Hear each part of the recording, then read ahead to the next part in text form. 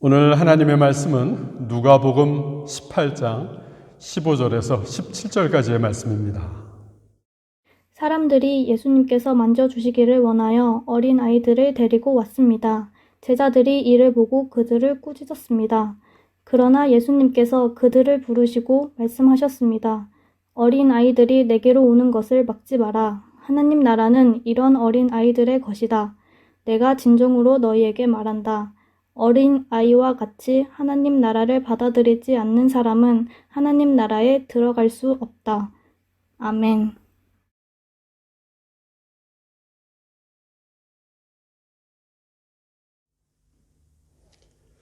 이제 자연의 푸르름이 점점 더 짙어가는 5월이 되었습니다. 이 아름다운 푸른 계절에 사람들은 가정을 생각합니다. 5월에는 어린이 주일이 있고 또 어버이 주일이 있는 달입니다. 그래서 교회들은 5월을 가정의 달이라고 정하고 있습니다. 가정하면 여러분들은 어떤 마음이 드십니까? 가정은 이 세상에서 가장 좋은 곳이고 또 가장 귀한 곳입니다. 가정은 우리의 자녀들이 함께 있는 곳입니다. 가정은 우리의 사랑하는 사람들이 함께 있는 곳입니다. 가정은 왠지 모르게 우리의 마음을 편하게 하는 곳입니다. 지금까지 우리는 거의 8주 동안 코로나19의 상황으로 사회적 거리두기를 하고 살았습니다. 거리로 나오는 것도 마음이 편치는 않았습니다. 마음대로 모이지도 못했습니다. 거리를 산책하는 것도 사실은 꺼려 했습니다. 그런데 이 상황에 한 가족으로 한 공간에 있으면서 갈등도 있었을 것입니다.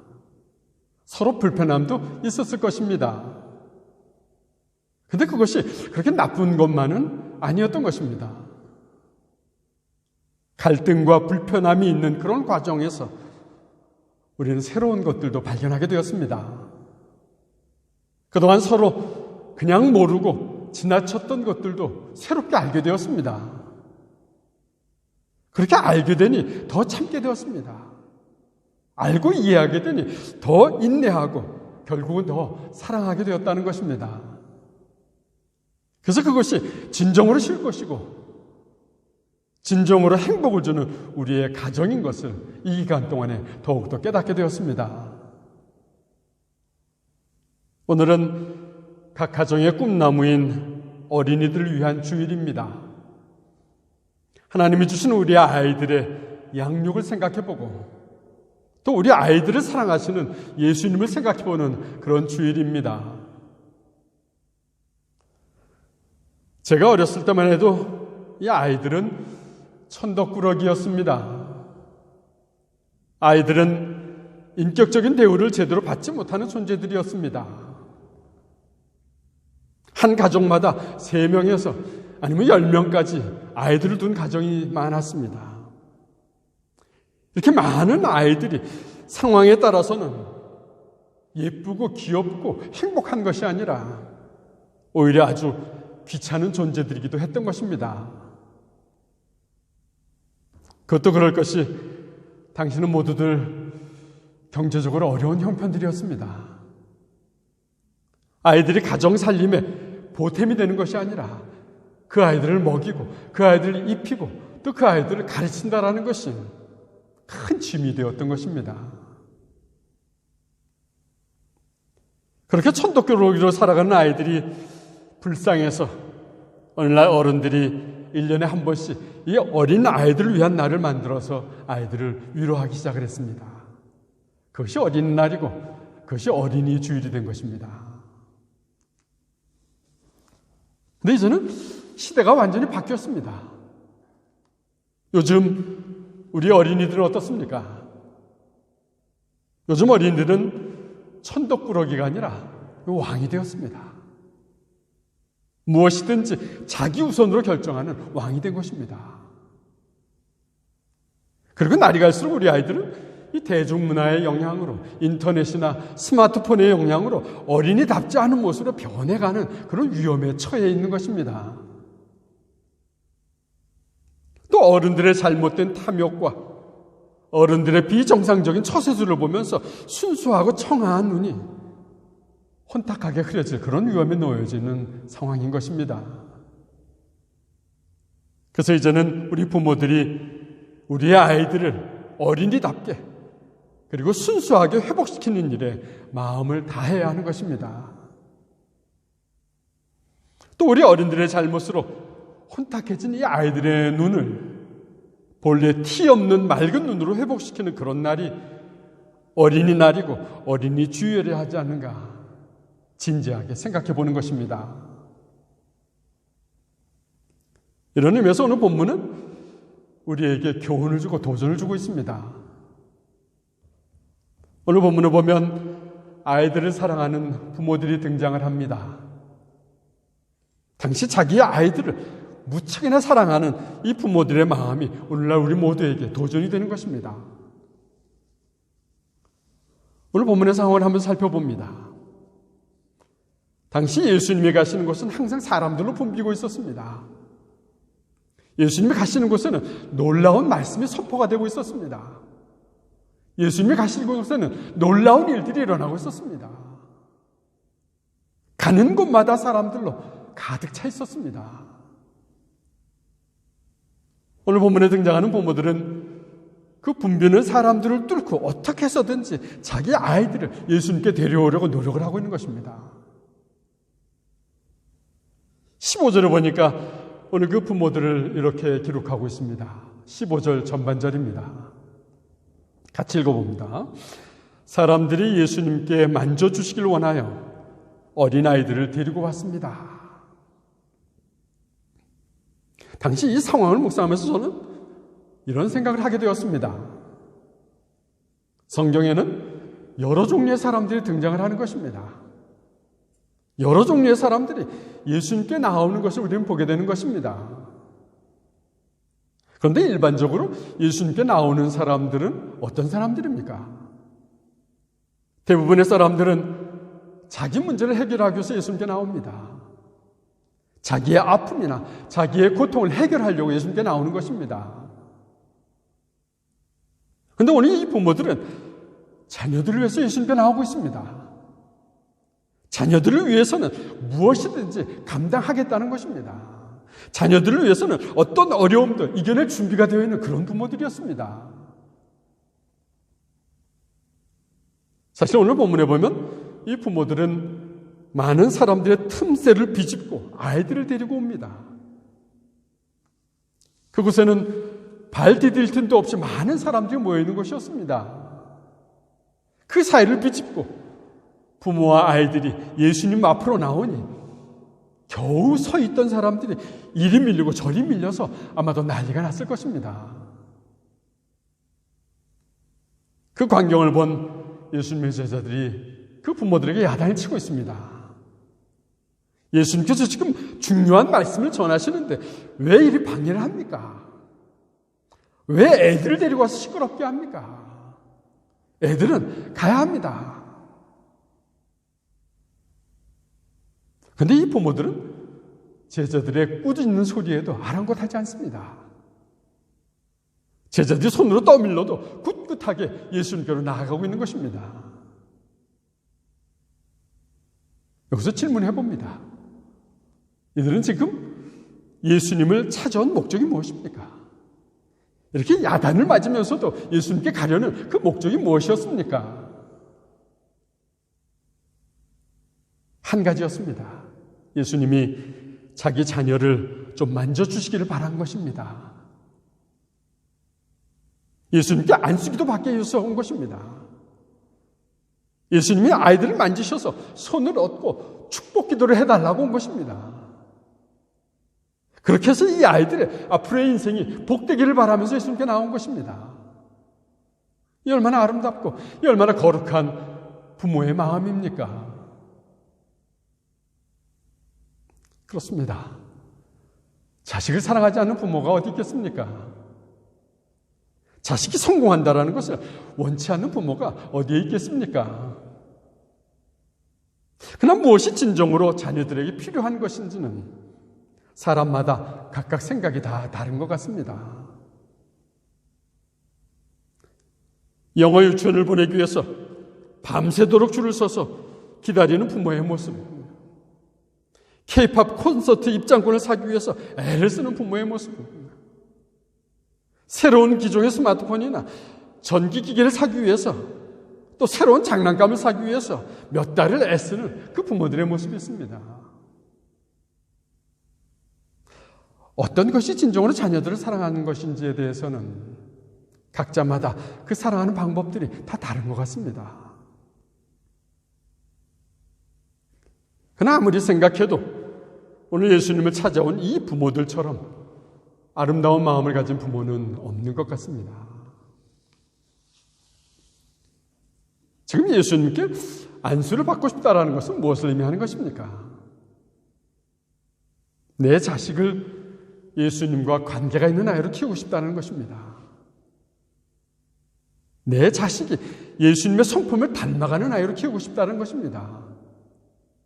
내 자식을 예수님의 축복받는 아이로 키우고 싶다는 것입니다.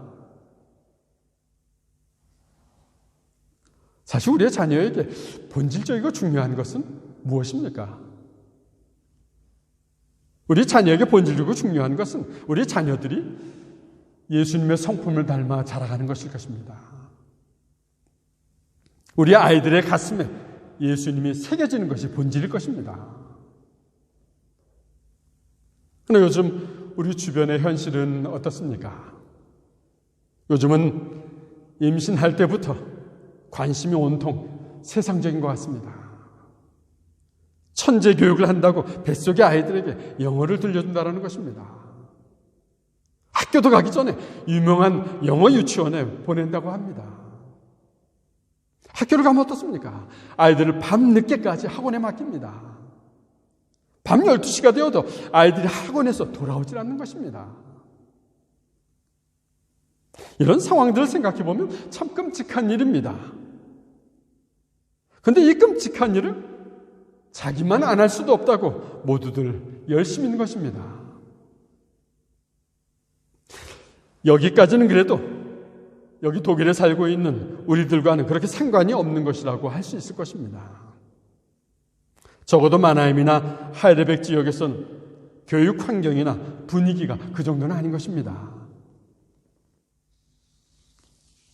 그러나 다음 문제들은 우리도 피할 수 없는 것일 것입니다. 여기 사는 우리도 피할 수 없는 것들은 자기 아이들에게 가치관의 혼동을 주는 것입니다.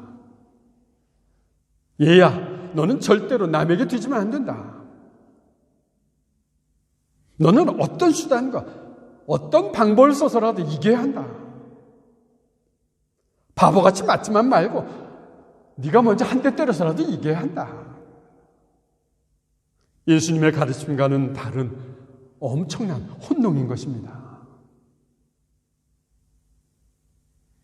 아이가 맞아서 울며 집에 올 때는 무척이나 속상해합니다. 그런데 우리 아이가 누구를 때려서 울렸을 때는 은근히 흐뭇해하는 것입니다. 이런 부모들은 기도할 때도 이렇게 기도할 것 같습니다.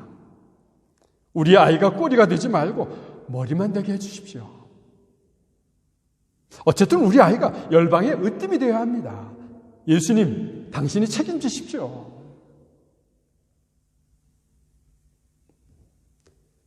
자녀를 하나님이 허락하셨다고 감사하던 부모들이 그 아이들을 경쟁사회의 한 구성원으로만 생각하게 되는 것입니다. 세상은 세상이고 교회는 교회입니다. 세상과 교회를 분리하고 있는 것입니다. 아주 작은 간단한 예를 들면 이런 것입니다. 어떤 믿음이 좋다는 부모도 주일에 교회 학교가 아니라 친구 생일잔치에 보내는 분도 계시다는 것입니다. 친구 생일잔치에 가야지 교회 학교는 한 번 쉬어도 된다. 사실 주일에 한 번 예배를 빠졌다고 해서 큰일이 나는 것은 아닙니다. 친구를 잃으면 안 되니까 친구한테 가라. 근데 여러분들 혹시 아십니까?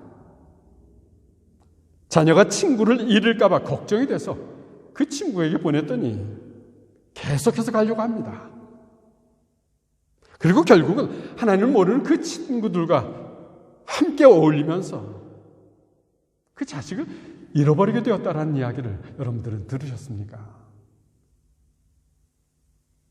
물론 우리는 세상의 교육도 잘 시켜야 합니다. 학교 공부도 열심히 시켜야 합니다. 과외 공부도, 취미를 위한 공부도 열심히 시켜야 합니다. 사회성을 기르기 위해서 친구도 잘 사귀어야 합니다. 중요한 것입니다. 그러나 무엇을 위해서 그렇게 열심을 내야 하느냐 하는 것입니다. 무슨 목적으로 그렇게 열심을 내느냐 하는 것입니다. 그런데 대부분이 특별한 목적이 없는 것이 문제입니다. 남들이 다 하고 있으니 어쩔 수 없다라는 것입니다. 이런 현실 속에서 저는 오늘 본문의 부모들을 생각해 봅니다. 예수님께 아이들을 데려왔던 부모들의 목적은 무엇이었습니까? 자녀들이 어려서부터 예수님과 만나게 하는 것이 목적이었습니다. 어려서부터 예수님을 가르치려는 간절한 마음이었습니다. 바울은 디모데를 이렇게 소개하고 있습니다. 디모데후서 3장 15절입니다. 같이 한번 읽어봅니다. 그대는 어려서부터 성경을 알았는데 그 성경은 그들을 지혜롭게 하여 그리스도 예수를 믿는 믿음을 통해 구원을 얻게 하였습니다. 디모데는 어려서부터 성경을 열심히 읽었다는 것입니다. 성경 말씀이 디모데를 지혜롭게 했다. 바울은 소개하고 있습니다. 성경 말씀을 통해서 믿음이 생겼고 그리고 구원을 얻었다 설명하고 있습니다. 그런데 디모데의 이런 믿음의 모습은 어디서 생겼습니까? 어디로부터 시작을 합니까? 디모데후서 1장 5절입니다. 같이 읽어봅니다. 나는 그대의 진실한 믿음을 기억하고 있습니다. 그 믿음은 그대의 할머니 로이스와 어머니 유니기에서 있었던 것인데 이제 그대가 그 믿음을 물려받았습니다. 디모데는 할머니로부터 믿음을 물려받았다는 것입니다. 거짓 없는 진실한 믿음이 할머니와 어머니에게로부터 시작이 되었다는 것입니다. 그렇습니다. 이것이 부모로서 해야 할 중요한 일인 것입니다. 여러분들은 자녀들을 정말 잘 키우고 싶으십니까? 여러분들의 자녀들을 정말 바르게 키우고 싶으십니까? 여러분의 자녀를 지혜롭고 또 진실하게 키우고 싶으십니까? 오늘 여러분들이 부모로서 이 문제를 깊이 생각해야 하는 것입니다. 우리 아이들을 공부시키려는 부모의 열정과 그 열심의 10분의 1만이라도 아이들의 관심을 예수님께 돌려야 하는 것입니다. 그래야 우리 아이들은 제대로 성장하게 될 것입니다. 어려서부터 우리 아이들이 예수님을 알아야 합니다. 예수님이 어떤 분이신지, 예수님이 무엇을 하신 분이신지 알아야 합니다. 그리고 예수님이 나와 무슨 상관이 있는지 알아야 하는 것입니다. 그리고 예배의 감격과 예배의 기억 속에서 우리 아이들이 자라가야 하는 것입니다. 여러분의 신앙의 성장 과정이 그렇지 않았습니까? 여러분 스스로가 기도하면서 배웠던 신앙이 있습니다. 여러분 스스로가 말씀을 듣고 또 말씀을 깨달으면서 가졌던 신앙이 있습니다. 그리고 그 신앙을 우리 자녀들에게도 물려줘야 하는 것입니다. 또 여러분들이 날마다 찬송을 부르면서 느꼈던 그 감격이 있습니다. 그 기쁨이 있습니다. 그 감격과 그 기쁨을 우리 아이들에게도 계속해서 물려줘야 하는 것입니다. 사랑하는 여러분, 여러분들이 여러분들의 자녀에게 믿음의 유산을 물려줘야 하는 것입니다. 요즘 자녀들 때문에 고민하는 분들이 얼마나 많습니까? 어떤 장관은 자기 자식을 어떤 대학에 특례 입학을 시킨 것이 문제가 되어서 장관직에서 물러서야만 했습니다. 어떤 사람은 공직자로서 아이를 유학을 보내고 또 그곳에 많은 재산을 외국으로 보냈다고 해서 공직에서 물러나야만 했습니다. 어떤 정치가는 아들을 사랑한다고 군대를 보내지 않고 신의 아들로 만들어 놓고는 얼마나 망신을 당했습니까? 어떤 정치가는 자식을 대기업에 특례 취업을 시킨 일로 자신의 오랜 정치 인생을 끝내야만 하지 않았습니까? 이런 일들은 모두가 다 자기 자식들을 사랑한다는 이유에서 시작된 것입니다. 자식을 사랑한다고 규칙을 어지고 부정을 저질러서라도 자식을 위한다고 한다면 그것이 얼마나 잘못된 것입니까? 우리가 그저 이런 세상의 지식을, 이런 세상의 환경을 자녀들에게 물러준다면 내 자녀가 세상에서 성공했다고 당장은 흐뭇해할 수 있을 것입니다. 우리가 그저 이런 세상의 방법만 자녀들에게 물려준다면 자녀들이 세상에서 성공했다고 당장은 자랑할 수 있을 것입니다. 그러나 우리의 자녀들은 그 속에서 점점 메마르고 점점 강팍하게 될 것입니다. 결국 우리의 마음을 엄청나게 아프게 할지도 모르겠습니다. 그러나 우리는 세상의 방법이 아니라 하나님의 방법으로 아이들을 가르쳐야 합니다.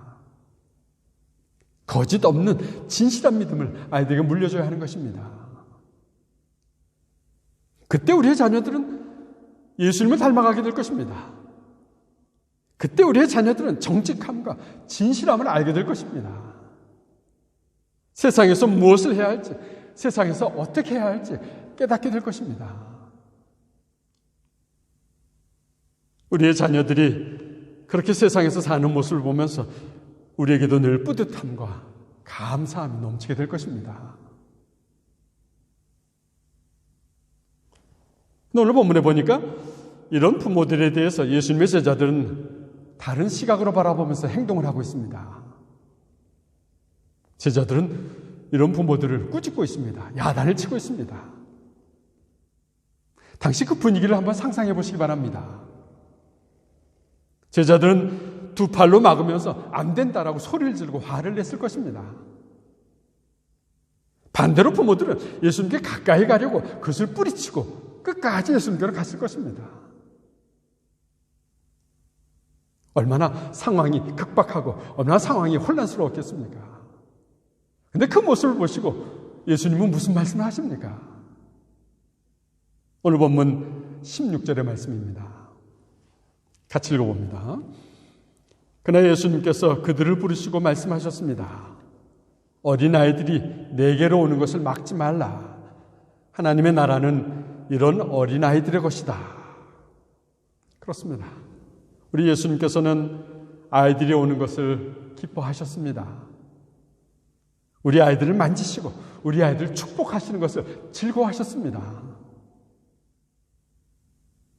우리는 우리 아이들이 예수님께로 오는 것을 막지 말아야 합니다. 여러분의 자녀들이 예수님을 만나기를 기도해야 하는 것입니다. 그리고 여러분의 자녀들이 예수님을 만나도록 열심히 예수님께 데려와야 하는 것입니다. 아이들이 예수님의 말씀을 듣고 기뻐하도록 열심히 데려와야 하는 것입니다. 아이들이 예수님을 찬양하면서 기뻐하도록 열심히 예수님께 데려와야 하는 것입니다. 탈무드에 보면 자녀 교육에 대한 이런 교훈이 있습니다. 지성이 있는 사람들은 자녀들에게 지식을 물려주고 지혜로운 부모들은 자녀들에게 신앙의 유산을 남겨줍니다. 여러분들 한번 따라해 보시기 바랍니다. 지성이 있는 사람들은 자녀들에게 지식을 남기고 지혜로운 부모들은 자녀들에게 신앙을 유산으로 남겨줍니다. 여러분들의 자녀에게 무엇을 남겨주고 싶습니까?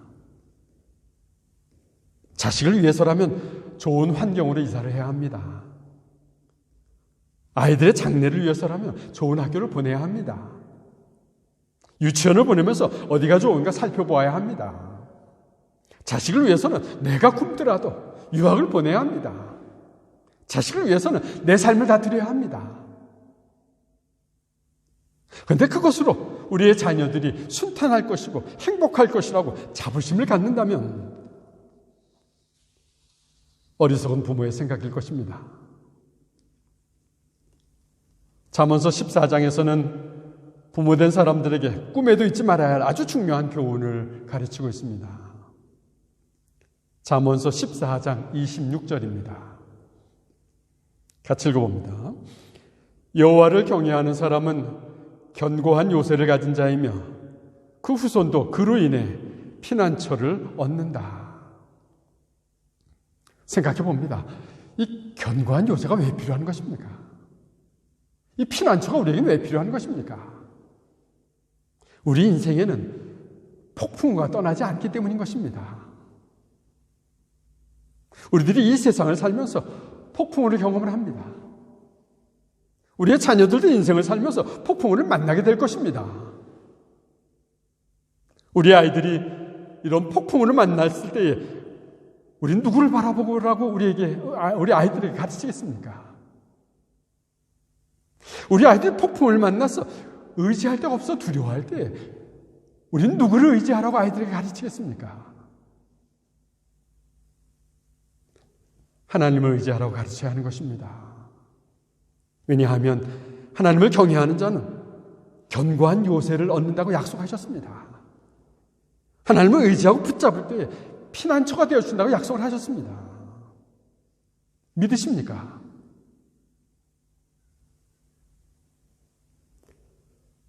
다윗이 아들 솔로몬에게 남긴 유언은 참 우리에게 감동을 주고 있습니다. 역대상 28장 9절 전반절의 말씀입니다. 같이 읽어보겠습니다. 나의 아들 솔로몬아, 내 조상이 하나님을 모셔드리고 마음을 다하여 기쁨으로 하나님을 섬겨라. 다윗이 아들 솔로몬에게 남긴 유산은 오직 하나님이었습니다. 그렇습니다. 여러분들의 아이들이 하나님의 말씀을 듣고 하나님을 찬양하고 그래서 하나님을 알도록 열심히 가르치기를 간절히 축원합니다. 이제 예수님께서는 이렇게 찾아온 아이들을 안으시고 말씀하셨습니다. 하나님의 나라가 이런 자의 것이니라. 우리의 자녀들을 예수님께서 안수해 주셔야 하는 것입니다. 우리의 자녀들이 예수님 품 안에서 자라도록 예수님께 맡겨야 하는 것입니다. 우리의 자녀들이 하나님을 사랑하는 자녀들이 되어야 한다는 것입니다. 그래서 하나님께서 우리 아이들 각자에게 주신 달란트로 하나님의 나라를 위해서 살려는 헌신과 결단이 어렸을 때부터 이 아이들에게 있어야 한다는 것입니다. 이런 가정에는 아름다운 화목함이 있을 것입니다. 이런 가정은 서로 신뢰하는 믿음이 있는 가정일 것입니다. 이런 가정에는 규범이 있고 질서가 있고 순종하는 순종의 삶이 있을 것입니다. 이런 가정에는 미래를 짊어지고 나갈 자녀들이 있고 소망을 주는 임마누엘 하나님이 함께 하시는 가정일 것입니다. 이런 가정이 저와 여러분들의 가정이시기를 간절히 축원합니다. 기도하겠습니다. 사랑의 예수님, 우리에게 자녀를 주셨음에 감사를 드립니다. 우리들에게 주신 이 선물들, 주님의 말씀으로 바르게 양육할 수 있는 은혜를 우리에게 허락해 주시옵소서. 오늘 우리들이 부모로서 아이들을 예수님께 데려왔던 그 부모들이 되게 해 주시옵소서.